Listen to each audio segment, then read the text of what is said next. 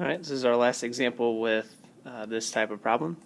So again, building a polynomial function, got to be in standard form, and it has zeros at 4 and negative 2i. So let's first see what factor that 4 comes from, and that would come from an x minus 4.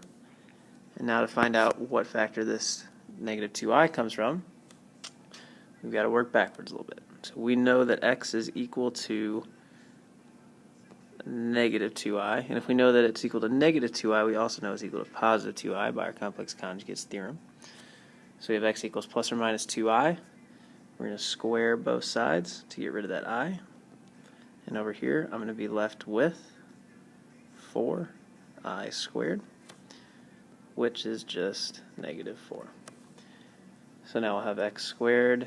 We're going to add over that 4 plus 4 is equal to 0, and that is our other factor. So again, if we were to go back and solve this, we would subtract 4 and then take the square root. We'd end up with x equals plus or minus 2i.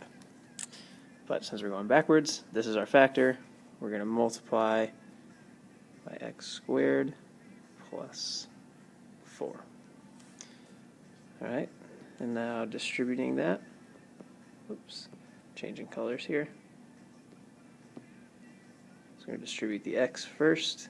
So we'll get x cubed plus 4x, read the 4, minus 4x squared, minus 16. And now we have to rewrite that in standard form. So we'll have f of x is equal to x cubed minus 4x squared plus 4x minus 16. And that is it. Final answer.